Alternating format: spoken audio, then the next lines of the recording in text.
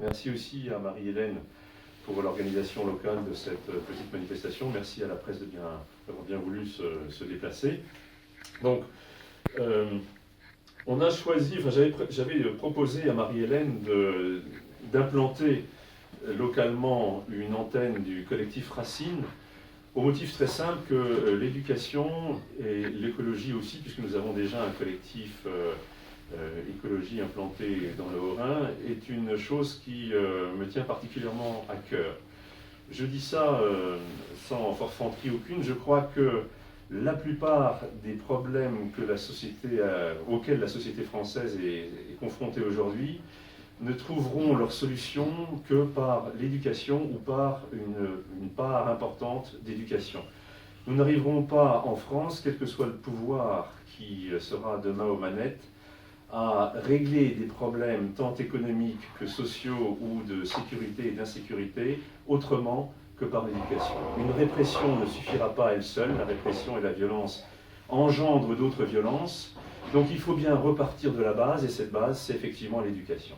C'est l'éducation par l'institution, école, collège, lycée, qualité des enseignants qui y officient, c'est également l'éducation par la, j'ai envie de dire, par la voie naturelle, c'est-à-dire par les parents, par l'environnement familial. Ce qu'on peut constater, hors analyse, hors effort de rationalité particulier, simplement à l'instinct et à l'observation en tant que parent ou en tant que citoyen quand on n'a pas d'enfant, c'est que globalement, le niveau d'éducation en France est à la baisse. Il est dans le corpus de connaissances que les élèves peuvent emmagasiner dans cette année de collège-lycée, mais j'ai envie de dire qu'il l'est aussi dans l'aspect comportemental. Et c'est quelque chose qui me tient tout à fait à cœur. Je crois que le vouloir vivre en France, dont on se revendique volontiers et avec raison depuis une centaine d'années, depuis que Renan a théorisé cette conception de la nation, n'est-ce pas, des citoyens qui vivent ensemble, donc sur une base contractuelle, contrairement à nos amis allemands qui sont plutôt sur une base ethnique, et nous sommes favorables à la base contractuelle. Ce vouloir vivre ensemble passe aussi par un savoir vivre ensemble. C'est-à-dire que, selon moi, l'indication, je n'ai pas discuté de ça avec Alain Avello, je ne sais pas si ça correspond d'ailleurs exactement au programme du collectif Racine, mais mon opinion personnelle est que l'éducation a une double tâche, c'est celle de transmettre des connaissances pour permettre à des gens de survivre économiquement, professionnellement dans la société, mais aussi de leur inculquer un certain nombre de valeurs qui ne sont pas des valeurs idéologiques ou politiques, mais qui sont des valeurs qui tiennent au comportement de l'individu quand il se trouve en société, c'est-à-dire quand il se trouve en groupe. Et ça, il me semble que c'est la lacune principale du système éducatif français, particulièrement dans son versant institutionnel, mais je pense aussi dans son versant familial et parental.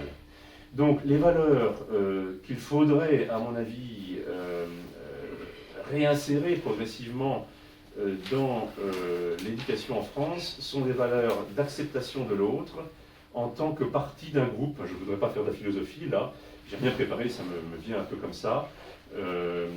Et je voudrais me référer, alors excusez-moi, je ne suis pas un spécialiste des problèmes éducatifs, même si j'y attache une importance cruciale, à une expérience personnelle qui, j'en aurais fini, qui repose sur un certain nombre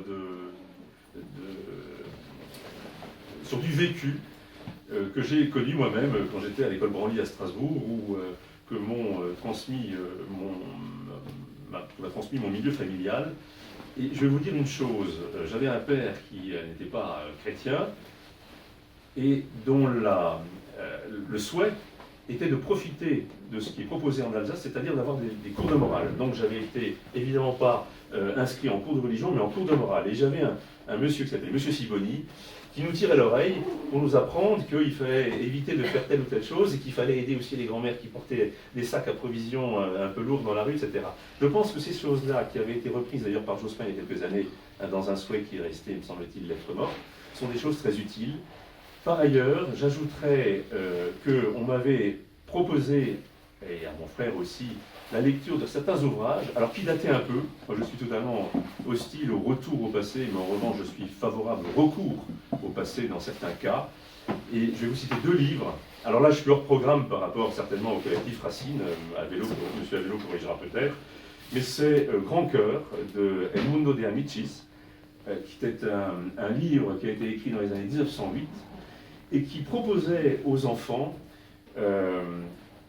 la vision d'une société dans laquelle l'homme aide son prochain dans une version qui n'est pas une version chrétienne, mais qui est une version laïque, même si Amici est un Italien. Et de la même manière, c'est un petit peu antérieur, je m'étais repu du livre écrit par une dame, mais sous le pseudonyme de, je crois, de Bruno, qui est le Tour de France par 2 enfants. Alors c'est vrai qu'on était en Alsace, et moi je suis un Lorrain de Nancy. J'ai lu et relu cela, et j'ai compris par ces 2 lectures à quel point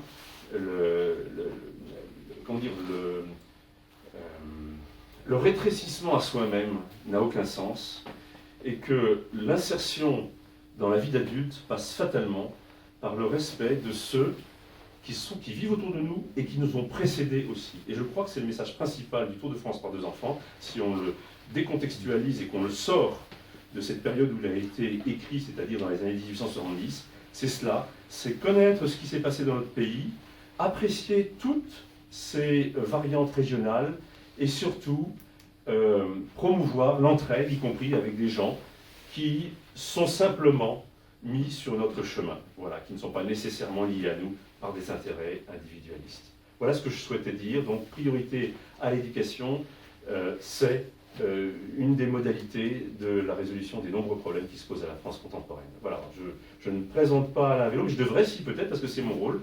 Donc Alain Vélo, qui est professeur de philosophie dans un lycée de La Roche-sur-Yon, de Vendée, en tout cas de Vendée, qui est agrégé de philosophie ou capé... Je suis certifié de philosophie. Certifié de philosophie, et qui donc est un ancien, ça m'est sympathique, donc je le dis, qui est un ancien du mouvement républicain et patriote de Jean-Pierre Chevènement, tout comme Florian Philippot, je crois d'ailleurs.